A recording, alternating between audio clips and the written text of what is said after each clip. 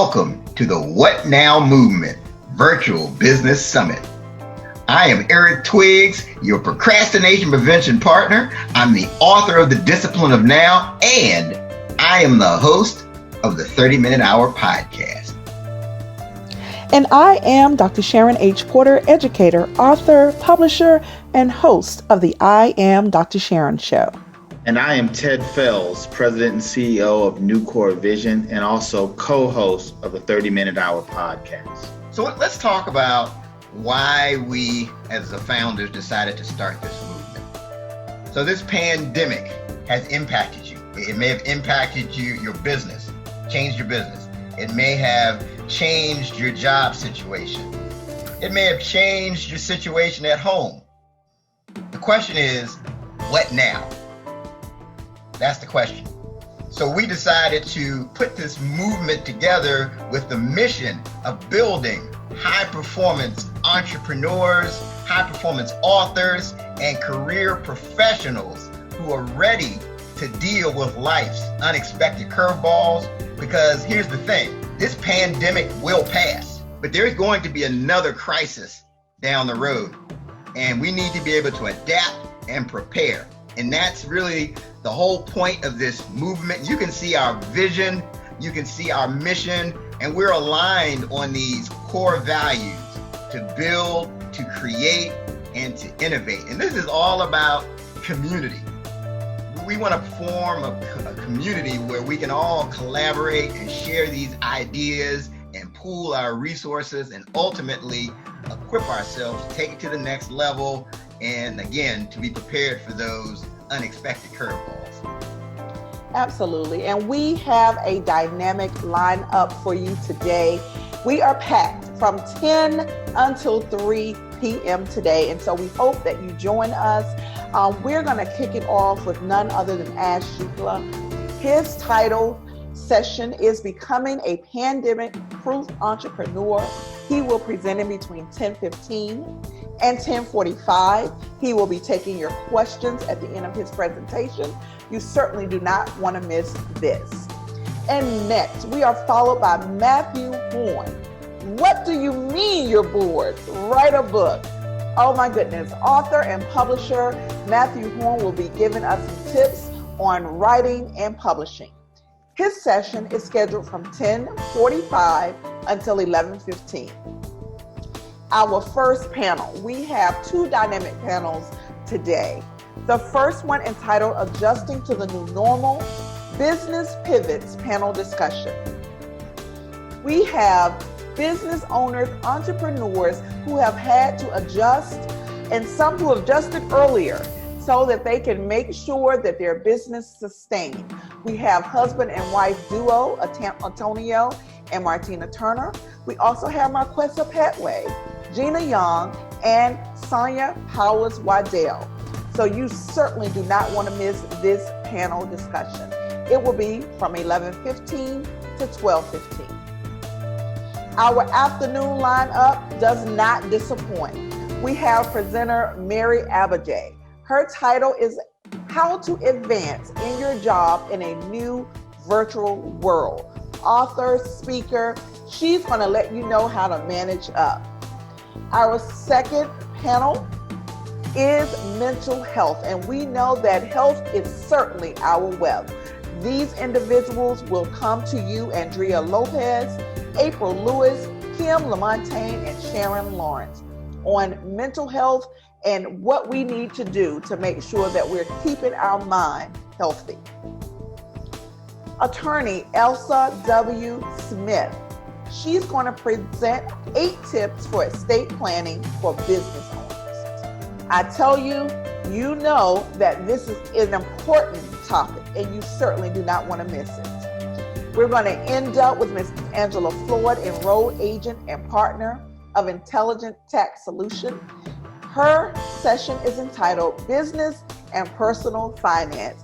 She's going to walk us through some dynamic tips on how to keep our business and personal finances above waters. As you've heard, we have an exciting, jam-packed day. We're excited about you all being here. We want you not only to participate in the summit by asking questions during the session and even at the end if you'd like. But we want you to follow us on all of our social media platforms. We have at What Now Movement on Facebook, the What Now Movement in LinkedIn, and at the What Now Movement in Instagram, as well as our website, which is www.thewhatnowmovement.com. We appreciate you all taking this time out to support, to join today and to be a part of the movement. We are now ready for the mental health panel discussion. We'll start introducing our mental health panelists. So we have Andrea Lopes. She is a certified life coach and Reiki master. She's going to be joining us. We've got Sharon Lawrence. She's a licensed clinical social worker, therapist, author, speaker, and owner of Selah Wellness and Therapeutic Services. Yep, Kim LaMontagne. She's a mental health advocate, author, and speaker. And we've also got April Lewis. She's a speaker and mental fitness coach, and she owns the Academy for Well-Being. I tell you, I'm so excited about these wonderful individuals. And as we did with the first panel, we're just going to ask you to start by giving just a brief summary of exactly who you are. Sharon Lawrence, I'm going to ask if you would please start with your background, please. Yes, ma'am. Good afternoon, everyone. I was going to say good morning. Good afternoon. I am Sharon Lawrence. As Eric says, I am a licensed clinical social worker. I am a therapist, the owner and founder of Selah Wellness and Therapeutic Services. I am a speaker, trainer, author, and also an adjunct professor, preparing that next generation. And so my practice primarily focuses on helping other therapists and professionals and couples kind of really improve their overall mental health, but their health overall, making sure that they understand how things tie in together. And I also provide anger management groups for adults who are mandated or self-referred. In addition to that, I travel and I speak, and I'm just really speaking to the entrepreneur and those mental health professionals about how to make sure that they are taking care of themselves. And with Dr. Sharon on every third Sunday, I am one of her co-hosts on It's All Business, where I'm affectionately known as the self-carepreneur. Thank you, and welcome to the panel, Sharon. And Miss Andrea, please introduce yourself and share a little bit about who you are. Thank you, Dr. Sharon. Thank you so much for having me. My name is Andrea Lopes. I am the founder and owner of Flourish Counseling and Wellness Center, which is a holistic mental health center in Olney, Maryland. I'm the president of the Olney chapter of the Holistic Chamber of Commerce. My background has been in mental health. I have a master's in social work, and I practiced as a psychotherapist for almost 25 years. And I've in a variety of settings, in both hospital settings and owning my own private practices and group practice. Currently, I've transitioned into life and wellness coaching, where I'm really able to utilize all of the holistic services to help my clients make significant lasting changes. I have always been a passionate advocate for mental health, making sure it's accessible for all people, and to be able to provide quality care is so important, which is why at Flourish, it's been really important to me that we offer services for all populations. I'm one of the only centers in my area that accepts medical assistance, so that's just very important. And as we are talking about mental health right now, I've seen, what an impact this pandemic has had on all of us, entrepreneurs, employees, business owners. So I'm very happy to be here. Thank you, and we're happy to have you. Thank you. And Miss Kim LaMontagne, if you would please introduce yourself. Hi, thank you so much, Sharon, and good afternoon, everyone. My name is Kim LaMontagne, and I am coming to you today from Sarasota, Florida. And my background is that I am an individual who suffered for many, many years in silence in the workplace, living with depression, anxiety, suicidal thoughts, and alcohol use disorder. I was very silent because I feared losing my seat at the corporate table. I feared being seen as weak. So I just wore a mask every day of high performance. And no one really knew the pain that I was going through internally. And I have finally found my light. I am 11 years sober. I work tirelessly with the National Alliance on Mental Illness and do teaching and training for them. And I've also just recently started my own company where I teach and train leaders within organizations how to create and sustain a mentally healthy workplace culture. And I blend the tools that I've created along with my own personal experience to really help individuals give themselves permission to say, I'm not okay, and I actually need some help, and feel okay doing that. So it's a pleasure to be here today. Thank you, and welcome to the panel, Kim. And next, April Lewis, please introduce yourself. Good afternoon, everyone. I am April Lewis, speaker and mental fitness coach. I have been in the space of speaking for over a decade, well, my whole life, but I got paid for it. You know, that's when it got official, about 10 years ago. I am so passionate about mental health because of my personal story, which you'll get into that, I'm sure, on the panel. But there is one thing that I know for certain: you cannot be great at anything if you don't have the right mindset and if your mind isn't healthy. So one of the things that I always say is, when you get your mind right, you get your life right. I have a nonprofit organization, the A. Lewis Academy for Wellbeing, and we are a teaching, training, and development institution that specializes in overall health and wellness, so you can be a high performer. And I love what the sister said. Some of us put the mask on and we go to work and we be great, but we're suffering on the inside. I want to normalize those conversations. So I work with leaderships, I work with individuals to let them know your people need to be taken care of. So that's my life mission. I do it through an array of ways. Virtually, we all have become Zoom-aholics here recently, but I love taking the stage. I've shared the stage with Les Brown. I've shared the stage with Donna St. Louis, some amazing people in the speaking space. And I just thank God that he uses my voice to help people be great. Awesome. Thank you so much for joining us. And so I'm going to kick off the discussion just by mentioning that several years ago, because it's only here recently that we've really been open to talking about mental illness and the mental well-being of each other. What do you attribute that conversation going from taboo to now open and being transparent about where we are in that space? Kim, if you can please begin. Well, I would say that right now in the middle of the pandemic, it's obvious because we are all very much suffering. We are all really getting a glimpse into what it really does feel like to feel isolated. And many of us who are living with a mental illness, sometimes we self-isolate, but now we're kind of being forced to isolate a little bit. So I think right now is the time to have that conversation about mental health and well-being, because so many of us are afflicted by that. And I think many leaders are really understanding that investing in their own employees' mental health and well-being is only going to increase the engagement level and the productivity and performance of their employees. And they're seeing that it's not such a taboo topic, that there's so many individuals who are out there suffering, and individuals like everyone here on this panel.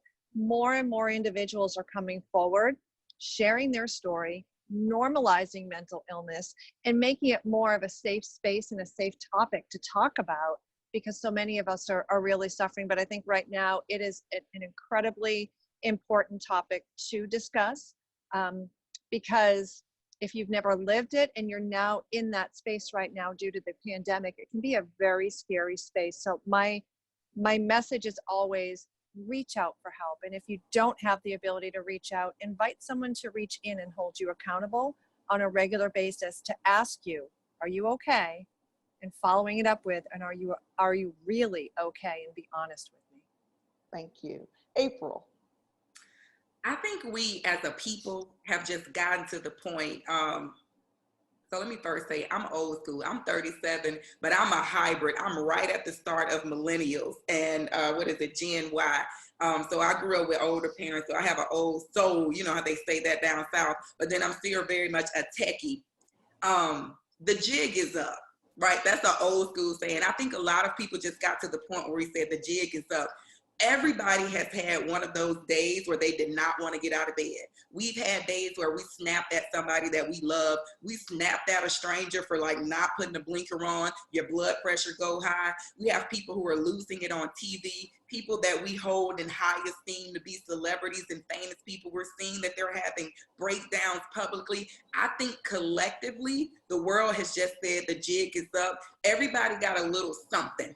You know, we say that like everybody got a little something, whether that something has been diagnosed by a clinician or that something is something that you deal with when you look in the mirror. There comes a point where you just can't quite get your thoughts together, or you can't release a feeling that you don't want to have, or you can't stop doing something that you really want to stop doing. So I think we were able to unveil the stigmas of mental health by people just who are bold enough and courageous enough to say, you know, I got a little something going on and I need to talk to somebody. And if somebody asks me, okay, am I okay? I can say no, even if you can't explain it. And one of the things I love, the follow-up question, are you really okay? Because sometimes you have to probe people and get them to open up. And then if you are that person and someone says that they're not okay, just listen. You do not, I love the sisters on here. They have their accolades and their letters and their professionals, and I love all of that. But everyone is skilled to just be quiet, listen, be present. And I'm a spiritual person. I say, Lord, speak to me and give me a word for this person. So I think we just had to take the mask off and realize we all need a moment of truth with ourselves as it relates to what's going on in our head. Thank you. Andrea. Yes, I think there are several factors. One being we've had lots of advocacy. We've had lots of voices that have come out, whether they're celebrities, other people that are coming out and speaking and owning it. So I think that's one factor, which has been wonderful. I think the other is what I've seen at my center is our younger generation. They will talk about it. These kids are so brave, and they will come home and they'll just say, Mom, Dad, I need help. I need help. I think that the other piece is that it's not just the kids, it's the whole family that's suffering. And when you have such an increase in not just individuals, but crippling entire families, that we can't ignore it anymore. So I think that, you know, the voices of the celebrities, the people, the advocacy groups, but the voices of the people, the families and the kids. I love these teens who are just, and kids who are so open about it now, and they will go to their parents and say, I need help. We all need help. So that's what I've seen. And Sharon. And for me, I'm seeing a lot of individuals who are learning to kind of just sit and connect with what it is that they're feeling, and not because they can't rush out and do anything, right? So it's forcing people, if you will, to kind of just sit and reflect. And I tell people, you know, connect with how this is impacting you. So I'm finding that more people are using this time to kind of reflect. I'm also seeing that, I think, it was either April, Andrea, or Kim, forgive me, but one of you mentioned how leaders are being more sensitive. So I'm finding that a lot of people are reporting that, you know, they're getting the space to do what they need, but also step away. The screen time has been a lot for people. And so they're getting a lot of understanding, but even their kids being at home, right? And so people are now around their family members a lot more, but I'm seeing that a lot of people are trying to adjust. For the introverts, this may be a time of where they're like, great, I like being by myself. And then you have the extroverts that are saying, I got to bust out of this joint. You know, they're like, I got to get out. But they, you know, people are really coming to grips with that this is real. And, you know, we have to find a way to figure out this new normal. Awesome. Fantastic. So, and I think, April, you hit on this. And I always say that, I mean, you can have the world, but if you don't have your mindset, you don't have that mentality, you don't really have anything. So I want to open this up, and we can start with you, Kim. What are some steps that you can recommend to people, like disciplines that people can put in place just to have the right mental health and maintain the right mental health? My biggest suggestion is to question your thoughts. We have thousands of thoughts that go through our mind on a daily basis. And I learned at a retreat 4 years ago to question my thoughts and to ask myself, is what I'm thinking and believing, is it really true? Or is it something that my mind is just grabbing onto and developing a story and running with it, which is now throwing me into anxiety or depression? So when I have a stressful thought, I question it. And even though I'm extremely healthy, there are days when I have those thoughts. However, I have those red flags that go up immediately, and I say to myself, is this thought really true? If it is, how is that thought making me feel physically, mentally? What is it doing to me? And if it's not true, just get rid of it. And then just think about what my life would be without that particular thought. So it's a whole process and a whole 4-step process that I go through on a regular basis. But the number one thing is to question your thoughts. The number 2 thing is to always stay true to you. It sounds so simple and it sounds cliche. However, I know that when I was at my lowest, I was the furthest away from my own true self that I could possibly have gotten.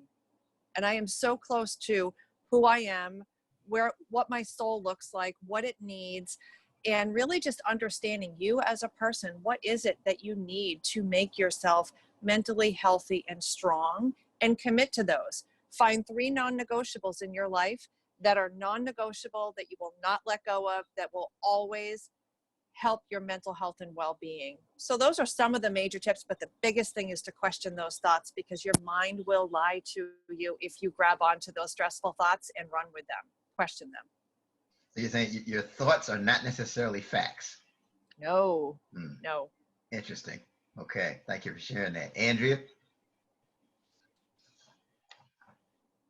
Yes, so I mean, I also come at this from a holistic perspective too, wanting to know people to tune in to that mind-body connection. So when we have those thoughts, we also feel them in our body, right? So I work with people because I've often over the years, I had people say to me, I get what you're saying, but I can't change those thoughts, or I'm trying to change them, but it's in my body and I can't let it go. So really working on those mind-body connection ways of letting go of that energy, letting go of that, wherever that pain is. So through yoga, through meditation, I really recommend all of those things, looking at their sleep patterns, what they're eating, certain foods that make us feel really bad. So I think really going from a holistic perspective, then you can really latch on that. Those techniques that Kim was talking about are so important and key. And I think when we're in a clearer physical space and we're healthy and we know there's not something within us that's preventing us from changing those thoughts. So that's one of the things that I really work with people. Oh, that's great. That whole mind-body connection. Yes, it's interesting. I think there's a lot of wisdom within your body. You can feel when things Absolutely. aren't right.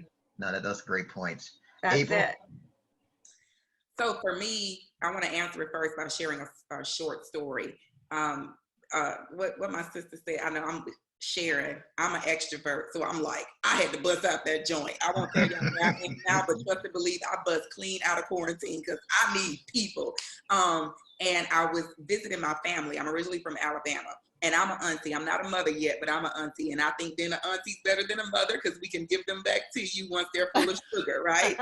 So my nephew, whom I love, I think he's like 10 or 11. I can't keep up with their ages. He's so special to me, and he was at my mom's house, and he's the nephew. He's the only boy, and he has 2 sisters, and he's a twin. And he was not feeling like I was paying him attention. And I didn't know this because I'm sitting in the front room eating popcorn. The girls were here glued to their phones, and he was just there. And he got mad, and he ended up leaving. And as he was leaving, I was like really mad and hurt that he was leaving. So we kind of screamed at each other, and it made me feel so bad in my spirit. To the point, you talk about your body, my body was pulsating, like I was shaking. And I'm like, oh my gosh, first off, I've never gotten mad at my nephew. And I knew he was experiencing something that at his age, he wasn't able to regurgitate it. So he got mad and he left. So I had to go into my arsenal of tools to get myself together. So if I say, what do people need? You need a toolbox. And in order to get a toolbox, I don't have a toolbox for obvious reasons, but I've seen people with toolboxes and they're filled with a lot of things because you need something different to get the job done and the various jobs.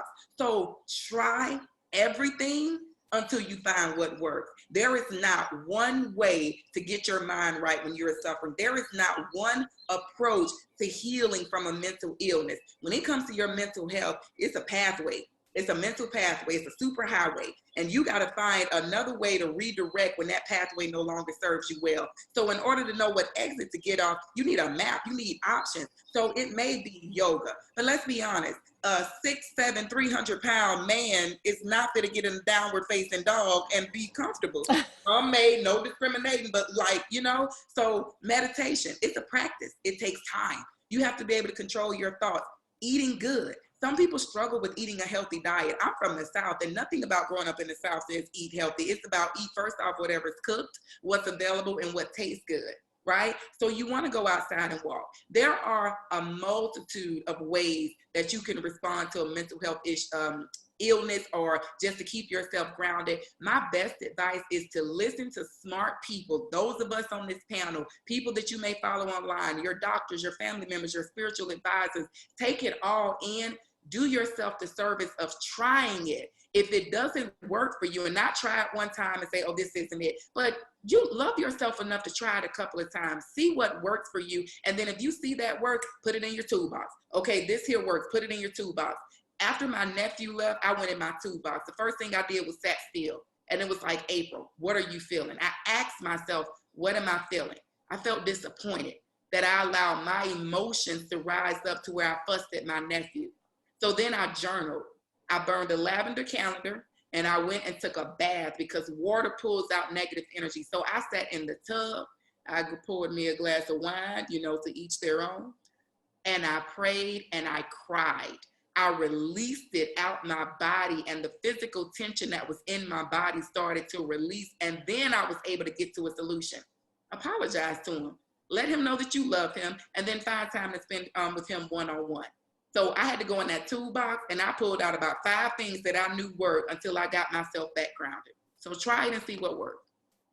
Oh, thanks for sharing that, April. I mean, I've never heard that, of having a mental toolbox. We have toolboxes for other things we want to accomplish. So no, that's great. Hopefully our followers will take you up on that by getting their mental toolbox together. Sharon? Yes. And so I have to definitely, April said a mouthful. Let me just say that. I mean, I think she basically said everything that we tell our clients to do. And so one of the things that I would just add is that, if you are afraid to try something, or if you're looking for that inspiration may not come. You may just have to start moving. And so kind of just take that first step, move forward. And then from that moment, you will find that you are becoming more inspired to keep doing what it is that you're doing. So just take the first step. I think everyone has kind of given some really good techniques on how to just start forward, moving forward and doing things to cope better. But you gotta definitely take the first step. So I encourage you to do that. Find somebody who can be an amazing accountability partner if need be. And just do it and take care of you. Use this time wisely to figure out what your new current situation is going to look like and what it can look like moving forward. Great. So they should start moving to really, Yes. That's great advice. So Ted, I know you had a question. Yeah, again, great content from all the panelists. This is I guess, a question that a lot of people, I'm sure, can deal with. I'm looking at, thinking about some of our younger people, right? So this whole situation around the pandemic, high school graduations haven't happened, proms haven't happened. You have students that don't know if they're going to be going to school in the fall. There's uncertainty, there's disappointment.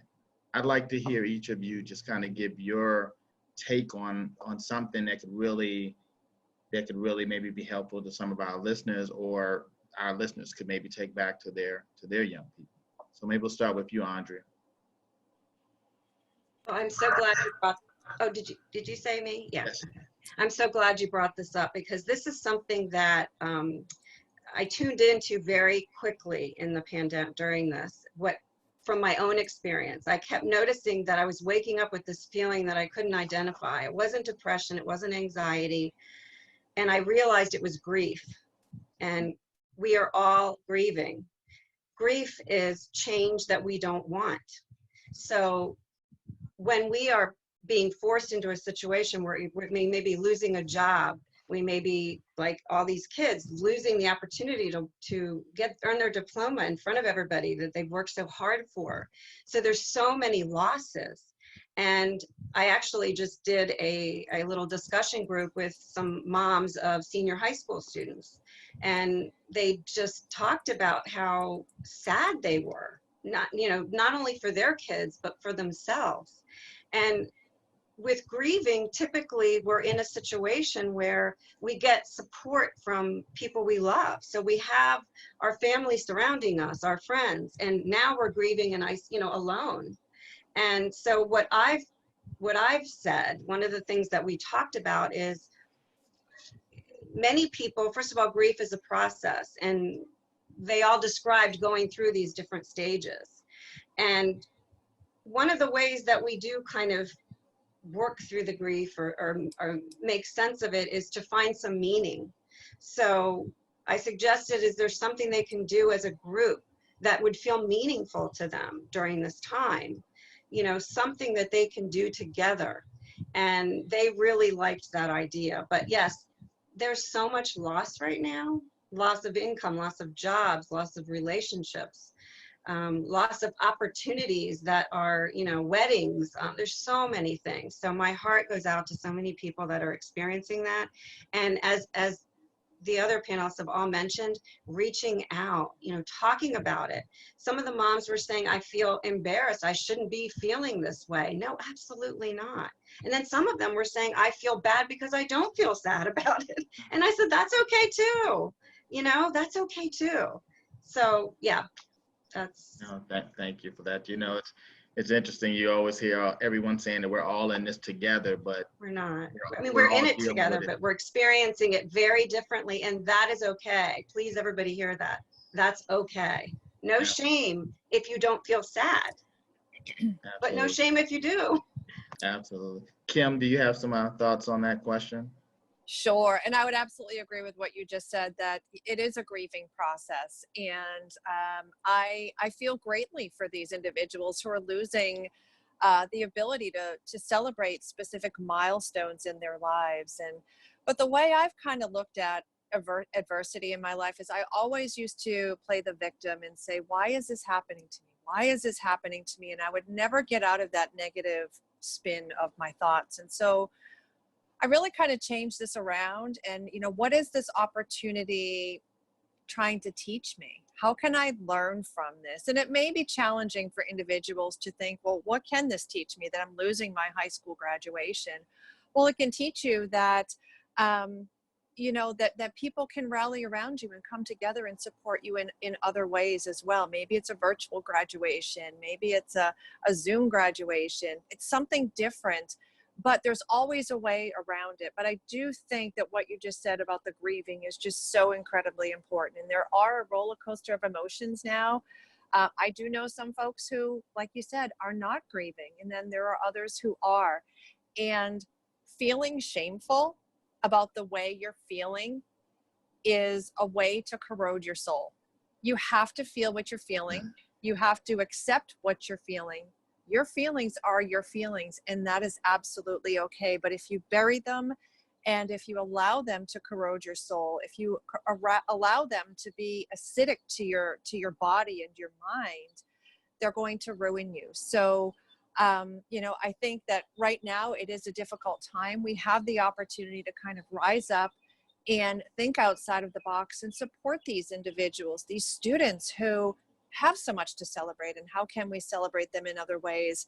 And, again, be okay with where we're at. We are all in this together, but we all have different oars of this boat, and we're all paddling at a different speed. And as long as we're moving forward, that's what counts. Speed doesn't matter.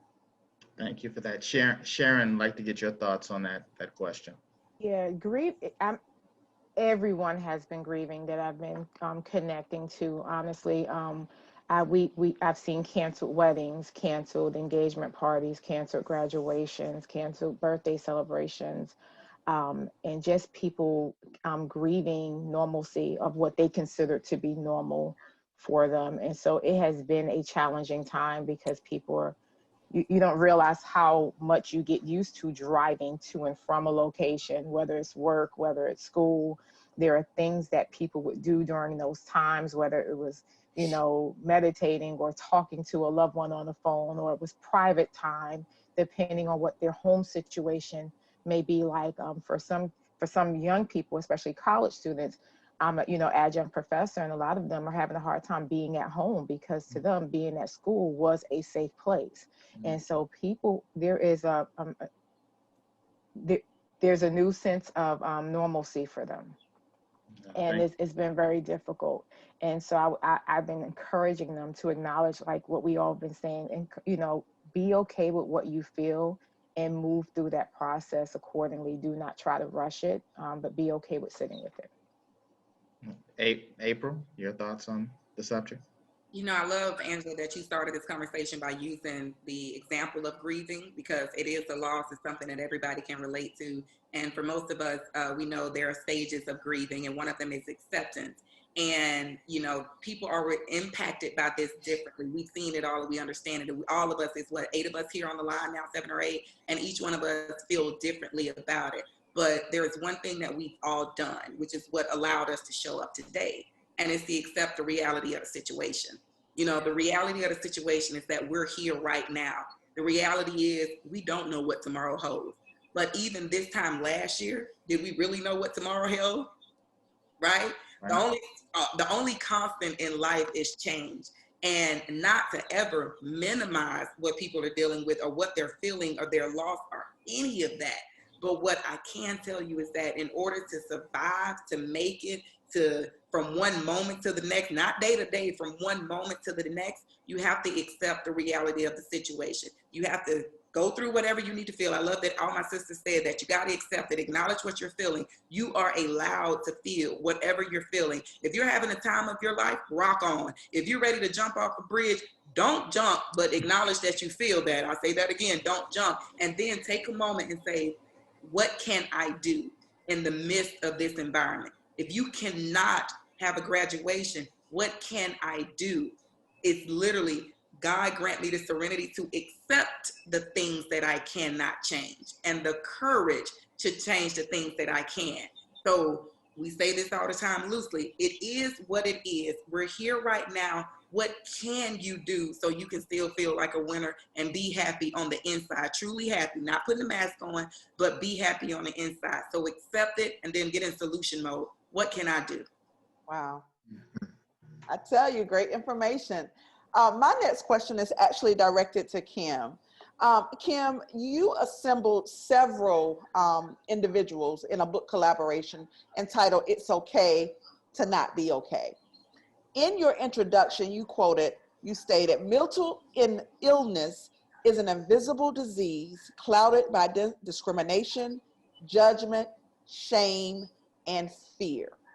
Can you talk just a little bit about that statement? Absolutely. And I was happy to work with you, Sharon, as the publisher of that wonderful book. So thank you for bringing that up.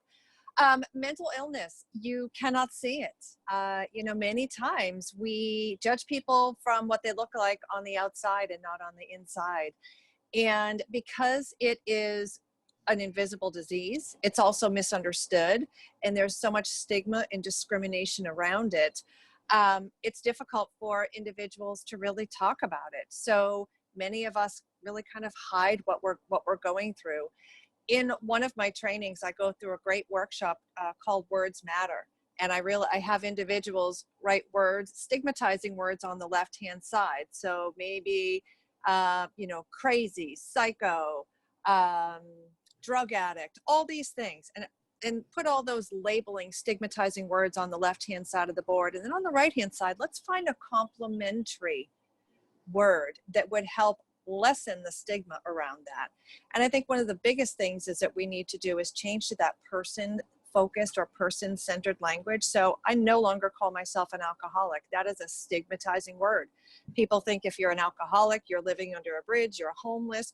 No, I was an alcoholic and I was making a damn good salary. I was driving 2 cars. I had a house, a family, but I would still be viewed at as negatively. So I now call myself a person who lives with alcohol use disorder, a person who lives with suicidal thoughts that were so intense several years ago, but they're now at bay.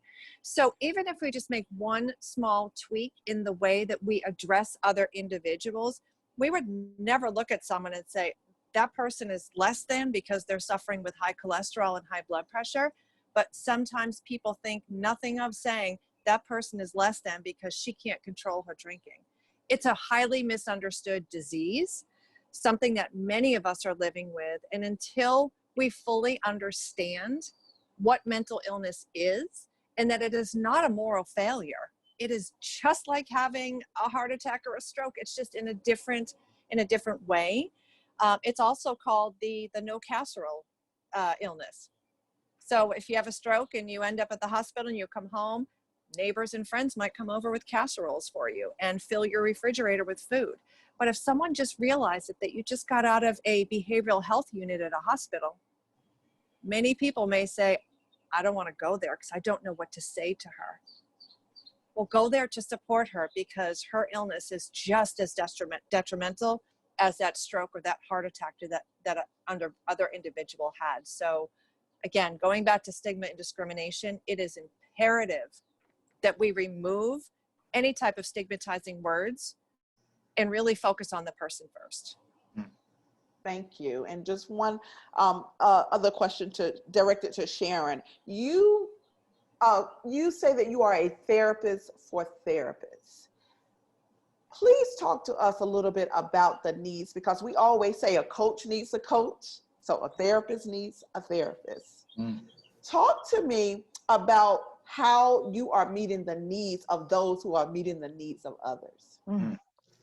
We have an ethical obligation to take care of our mental health so that we can show up for the people we're serving, for our families, for our friends, for ourselves, right? We have an ethical obligation. And when we're not taking care of our own mental health, there are things that are going to be negatively impacted. And so when I had this vision 10 years ago, the response I received was, what makes you so different from anyone else?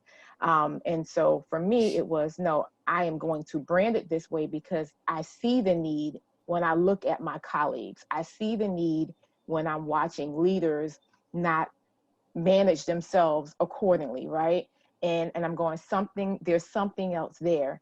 And I can tell you that watching clinicians come through that door, well, now virtually, right? And seeing them say, I'm not okay. Or, you know, I feel ashamed because I'm here, because I should know what to do. There's this misconception that if you are a coach, you know everything, right? Or if you're the president, you know everything, or, you know, or if you're a therapist, you know everything. And that is not the case. You can know a whole lot, but it doesn't mean that you understand how to apply those things to your own life. And so when therapists and professionals are coming through that door, my goal is helping them to understand, one, that they're human, and two, that they have to address what they're experiencing in their lives. There's no type of protective barrier that happens just because you're a therapist. You know what to do, but it doesn't guard you from things that are coming at you. Now, what you do with what's coming at you, that's what we're trying to address. How are you managing those things that are coming at you? How long are you holding on to those things? You know, what is the depression that's setting in? Is it increasing anxiety? Those are the things that we have to address so that they can fully function, just like we would want any other person coming through that door to function wholly, basically. And so the goal is to help them take good care of their overall being. Wow. Thank you. Thank you, Eric. Yeah, so my question is for Andrea. And many of our viewers, they're feeling financial pressure right now. It could be they've lost their job that they've been counting on. It could be their business has changed to the point where they can't do it the way they used to, and they can't bring the income, and it's affecting their mindset and their mental health. What advice do you have for that person who's watching us right now? Well, one of the first things I want to mention is that finances is a big mindset issue. Many people have a lot of unconscious limiting beliefs about money that follow them throughout their lives. I've experienced this personally, and I've helped people through this. So if we, the first years of our lives, the very early years of our lives, the first 7 years, basically, our brains are in basically a hypnotic state. So everything that we experience, the messages that we get, what we observe in our home, it's kind of like they're being taped. And that's how we see the world view. That's how our view of the world is. So if you had uncertainty, anxiety in your life, in your family about money, you don't even realize it, but that's how those beliefs are still there. So many of the people right now that are experiencing these things, what's really important for them to do is to recognize if they've had this pattern of financial disruptions or financial anxiety, or this pattern of getting money and losing it, getting money and losing it, or being at this level that they can never seem to go up from. There's a lot of unconscious stuff, and I'm not blaming this. Obviously, is not unconscious. We all know that we're all being affected, but the way they handle it and the way they move forward will have a lot to do with that mindset and those limiting beliefs that they may hold from their early years. Does that make sense? And so recognizing that, and instead of going into fear mode and hibernating, oh my God, I've lost it all. I'm never going to be able to get it back. Being able to stop, and like April talked a lot about, what can I do? What is in my control? And really understanding those beliefs and working through them. Finances is a big thing that many people have issues with. Absolutely. Yeah, that's a great answer. I know, I'm sure it's helped quite a few people that are watching us now. Ted? So, my question is, I'm talking to so many friends, and everybody's talking about, when things go back to normal, right? And they're thinking about it from a standpoint of, yes, I guess whenever the government opens things up in your state, city, town, whatever, going back to normal. Is there anything, I'd like to know what you all could share around realistic expectations for normal, right? We know normal is going to be different. I mean, going back to normal, it's mass. Going back to normal is, still waiting for, vaccines. I mean, but some realistic expectations, because I think that, I said this to people, I think that everybody's kind of looking at it like a snowstorm, right? Like when snowstorms, you're snowed in for about 2 days, and then once the snow melts, now it's back to normal. So I'd just like to get your thoughts on that. I'll start with you, April. So the word, I don't know who the smart person was that came up with that word, but I wish we didn't come up with it, because it's very subjective in nature. What's normal for me is not normal for you, Ted. It's not normal for you, Dr. Sharon. It's not normal for you, Eric, or anyone else on the line. So I'm very much a realist. It's certain words that I try to keep out of my vocabulary, because it just doesn't make sense. Normal to somebody right now who's watching their family member suffer because they contracted COVID-19 is very different from me. I haven't had it close to me in any way, shape, or form. So when it comes to expectations, I have a general rule of thumb on expectations in life, relationships, work, spiritual, everything. Don't have expectations. When you have expectations, you are saying something should be like this. Something should look like this. Someone should treat me like this. This should be like this. And the minute that thing doesn't happen the way you expected it to, now it's a problem. Now you feel like a failure. Now it didn't go right. So let's remove the expectations. And again, let's just stay where we have the present moment. What is it? When you get the word to go back to work and they say the doors of the workplace are back open, you are now required to take it at face value, whether it's wear a mask or not, whether we have to change offices around to keep some distance, go with that. But don't create a story in your head before the movie plays on what it should look like, because we don't know. That's pressure. Release it. Right here, right now, we got to stay in quarantine. Right here, right now, we need 6 feet. Tomorrow, they may say everything open up. You can go get your nails done. God bless the day, or whatever. So just to throw the shame plug, okay? Just want to throw it in. So accept what comes. Do not put expectations on people, situations, or things, because you open up the door to getting frustrated and you can't do anything about it. Stay present, accept, move forward accordingly. No, thank you for that. Kim, your thoughts on that? That is great advice. I think you are absolutely right that expectations set us up for perceived failure. So I think that's really great advice. And in terms of normal, she's absolutely right. What is normal, and what is normal for me versus everyone else?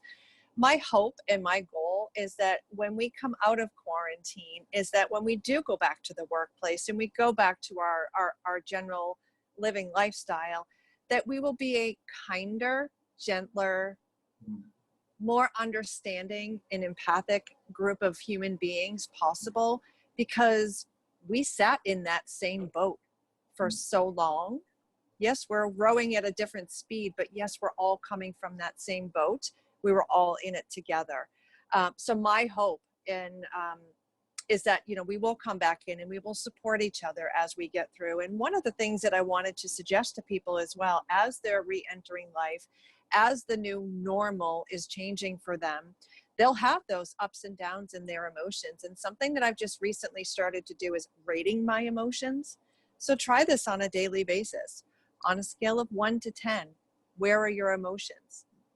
Right now, I would probably say no one's perfect, so I'm probably like a 9 right now. I feel really good today. I feel like I'm living my purpose, sharing knowledge, bringing things forward, speaking with you all fabulous people. I feel like a 9. But if I were to ask someone today in the workplace, hey, how you doing? And they just simply say, I'm great, and I leave it at that, that's kind of a closed response. So my next question to that person is, on a scale of 1 to 10, where are you? And if they tell me I'm a 6, I'm a 5, I'm a 4, or even a 7, my next question is so important. It is, what is preventing you from being at an 8 or a 9 or a 10? So I challenge us all to really stop with the how are you and accepting the I'm okay or I'm fine response, and following up with a where are you on a 1 to 10, and then following that up with what's preventing you from being at an 8 or a 9 or a 10. Opens up the dialogue in a kinder, more empathic atmosphere. No, thank you for that. Sharon, I'd like to hear your thoughts on that subject. I agree with Kim 100%. For me, I tell my clients, you know, do a body scan. I want them to kind of check in where you feeling it in your body. You know, is it slowing you down? Is there tightness in your chest? Is your stomach upset? Do you have a headache? Really trying to assess, you know, where are you feeling this and how is this impacting you? Because for many people, this whole thing is traumatic, right? For a lot of people, it's traumatic, and the body is basically keeping the score. Like I said last night with Bessel van der Kolk, the body is showing you that there is a lot of stress going on right now. So I would want them to really kind of check with what's happening internally, not just with their thoughts. In addition to that, in terms of getting back into the workplace or allowing children to return to school, I would say really take it one day at a time. Like, you know, April said, you know, you don't have any expectations. Just take it one day at a time. Pace yourself and figure out what it is that you need. Like that's the question I always ask people. What do you need to be okay right now in this moment? What do you need? What would make it improved or better? And it may not solve it instantly, but then what are the steps that we need to do to get you there? But I want them to identify what it is that they need. I'm not going to say what they need. I need them to know what's best for them and what's going to work so that they can commit to something. And so being able to take one day at a time. For some people, it's going to be 1 minute at a time, depending on the symptoms and the severity of those symptoms.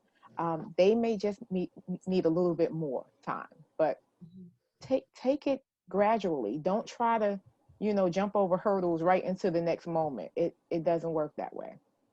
No, Could I just dovetail on that as well? So I actually, being almost 11 years sober, I was involved with AA, and I used to get my chips for 30 days sobriety, 1 month, 1 year, 5 years. And I came across this chip right here. I'm not sure if you can see it. Can you see it? It says 10 minutes. And on the back of it, it says serenity to accept, courage to change, and wisdom to know. And sometimes 24 hours is too much to handle.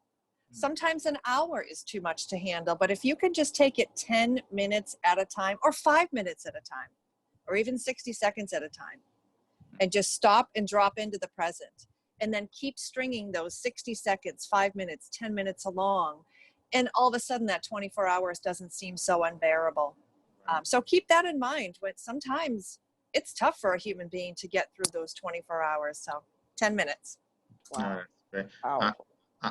Andrea, last but not least on that subject. Okay, so wonderful feedback and advice on all of that. And I wanted to just bring another little bit of a perspective to this, as well as I completely agree 100% about not having expectations. But I also want to say that I think of this as an opportunity to be really creative. I think it was one of the earlier panel discussions, using this time so that you don't expect certain things, but maybe this is an opportunity for you to think about how you do want to do things differently. How do you want to feel when you're doing your work, or when you're back in school, or whatever? And whenever I do goal setting with people, it's not exactly what is this goal, what do you want to do? How do you want to feel in your job, in your whatever you're doing? Do you want to feel? So you do the things that are in alignment with what you want to feel and what your values and purpose are. So use this time. And it doesn't have to, I love the whole, don't expect it to be a certain way, but if you are putting out there that this is what I want to do, this is the feeling that I want to have, this is my purpose, this is my value, then that is what you are going to attract. And that's what the important thing is, never to say it has to come this way. But if you really stay in alignment with your purpose and your values, that is what you're going to draw into your life. So use this as a time to be creative, to say, I have some time. Maybe I don't want to go back to work the same way I did. So. Okay. Wow. Thank you, ladies. Oh my goodness, such great information. And it puts me in the mind, I'm an educator by profession, an elementary school principal, and we, of course, are mandated reporters. And so when we have these little elementary students calling out that they want to kill themselves, we know that is a cry out. And a lot of time, and each time we have to, of course, go through the steps to make sure that they are okay. I would just like for you to give your advice or your suggestions to educators out there who are working with our youth, because now that we are virtually having school distance learning, it's more difficult to check in on our babies. And so we're trying to read through things through the Zoom, just trying to make sure that they're okay, because as you said, April, for many of our students, the schoolhouse is the safe haven for our students. So that's one of the worries that we have while we've been out since mid-March. What suggestions do you have to educators specifically on students who are having these thoughts, specifically of suicide, because we hear it all the time? And then on that note, for those individuals who have committed suicide, which I have 2 colleagues whose child have done that, and they blame themselves. So it's a twofold question. Suggestions for educators, and then what do you say to those parents of those students who've gone through that? Andrea, can we start with you? Oh, me? Okay. That is such a tough one. In the past, I've worked with parents that have lost child through suicide, and it is the most devastating experience. And it's a process. You can't tell someone not to blame themselves. You can be there, you can support them, you can help them see the different perspectives, you can remind them of what they've done and how much they loved their child. And I wish that there was something that I could say would be the right thing to do, but it is the most devastating experience. And to sit with a parent who's gone through that, the only thing you can do is hold space for them and be there, and to keep assessing and making sure they're safe. For the children, for the educators, well, that question again was, what can we suggest for the Yes. So when we get that thought, that, they come to you, or normally what happens, they tell another student, and the student comes to tell us that they said that they want to kill themselves, and we act on that. So just as a first hand, to wrap our arms around them, what suggestions do you have for educators that hear that from students? Well, I think that, I mean, you have to do the mandated, you have to assess the situation, is there real danger, and get them help. And I think being of support to those educators and really giving them the opportunity to talk about this, it's very hard. And I know, Sharon, working with professionals that have to deal with people that are depressed and suicidal, they need support. So being able to provide them with that support, just so that they can process it. I mean, other than directing them to the exact steps to take, and I think I would ask Sharon more about what she would suggest, but I think just being able to make sure that they have the support, the tools, the education that they need to continue to manage their students and make sure they're all safe.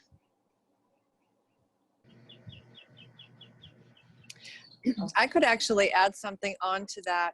So number one, if educators are getting a response like that, they're hearing those words. Number one, always take it seriously. And I know that you always do. But number two, I would say from the leadership perspective, to make sure that your teachers, your faculty are adequately prepared and understand how to crosswalk that child over to the right services so that they are ready and prepared to help intervene, not solve the problem, but to help intervene. And personally, I wanted to share this, that back in 2013, I almost took my own life. Obviously, I did not. I am here. But one thing that I would say to a parent is that I did not tell anyone in my family, my friends, my colleagues. No one knew that I was suffering. No one could have stopped me from what I wanted to do because no one knew. I was a chameleon. I wore a mask because I was so ashamed and fearful and did not want to admit how dark my mind had gone. So if you have a child, a loved one who is so sick and not able to actually reach out and ask for help, it's impossible for you sometimes to identify the signs. I was high functioning, outgoing, extroverted, but I was dark on the inside. So it is not your fault. I understand the blame. No one knew that I was suffering, and many people who are in that same situation don't say a word. Wow. And for what Andrea was saying, I would just say for the educators, I've been encouraging them and the leaders to actually have a list of resources, because we know that a lot of even college campuses, they don't have the means to serve all of the students, but there are agencies that are taking new clients to support the children. And most children in school, a lot of them will have a clinician if there was already an issue that was taking place, but making sure that those parents and the educators are encouraging the parents as well to continue with their services. We're hearing that there's been an increase in parents taking their children off of medication. We're hearing that there's an increase in domestic violence, that there's an increase in CPS cases. And so there's so much going on right now, but I would make sure that they had a list of all the resources for their local area in order to support those families and to know what to do in those moments, especially also being trained in mental health first aid is key, so that you can see when things are happening and you know what to do and you can be a support system in that moment. Thank you so much. And Ted, I think you had one final question. Yeah, one final question. I know we're getting close to the end on this, but Sharon, you just touched on it, the whole domestic concern in the household. You got everybody's in the house, the kids in the house, the dog's wondering when you're leaving. I mean, how do you don't walk them silly. So it's like, how do you deal with, those situations so that these people, everybody can kind of coexist, and they've probably gotten to know more about what they like and dislike about the people that they've been around, for some time. Yeah, there's definitely been an increase with domestic violence cases. There's also been an increase with filings with domestic violence court as a result of people being in close proximity and just a high level of stress with not working or being furloughed or just having to work from home. So depending on whatever was happening prior to all this, it is now intensified. And it's becoming very unsafe for many people. And so again, having those resources available, I know those hotlines, the phones are ringing off the hook. And so if you have a way to support and you are a clinician, or if you're looking to support some way, please do. They need support right now. Wow. Thank you. And just really quick, if you can give your contact information, Andrea, we'll start with you. My website is flourishcounselingandwellness.com. My email is alopes@flourishcounselingandwellness.com. And my number is 240-388-7131. Thank you. And Kim? Sure. So my website is kimlamontagne.net, which is LaMontagne. You can also find me on LinkedIn, on Facebook, Instagram, and YouTube. My email is kim@kimlamontagne.net, and the phone is 603-320-0155. Thank you, Kim. April? Dr. Sharon, don't kill me, but it's in my spirit, and if I don't say it, it's explode. I'm sorry. We're talking about a lot of great stuff, but we also cannot negate the fact that there are some serious mental illnesses that require clinical help, sometimes to the point to where you need medicine, because if there's a chemical imbalance, you're not going to be able to meditate your way out of a chemical imbalance. So I say that for anybody that's listening to this and you're having recurring suicide thoughts, you can't sleep at night, your physical body, your appetite, if you just cannot shake it and you've tried everything under the sun, reach out to a licensed clinical practitioner, because you may have something going on chemically that needs a different approach, and it's perfectly fine. I've had to do it. I'm sure some of us on the line have had to do it. It's okay. It's just how you're wired. You're still great. I am April Lewis. My website is aprillewis.com, Lewis. My email is super easy, april@aprillewis.com. If you go to my website, you can get to my contact page. You can get on my calendar. You can email me. You can send me an email, and you can sign up for my blog, which I would love to have you to my mailing list. But I wish you all the best. God bless you and keep you. And we're going to be okay, whatever okay is for you. Thank you. Sharon? This has been amazing. You can find me on at www.mysailorwellness.com and on any social media platform at MySailorWellness, MySailorWellness. So I hope that you all connect, and if you need any resources, they're on my website as well. We can definitely see this will be a topic in the group. We could have gone for another hour. I just wanted to say one last thing. I'm so glad you mentioned that, April. I do have licensed practitioners. I have licensed psychiatric nurse practitioners who can prescribe medication. So we are open to helping people in whatever way they need it. So I'm glad you mentioned that, because there are times that is the way to go. So, and absolutely no shame whatsoever. No. None. So we would definitely have these ladies in the group. Definitely. We could have gone for a whole nother hour. Thank you so much. Thank you so much. Absolutely. Wow. Absolutely.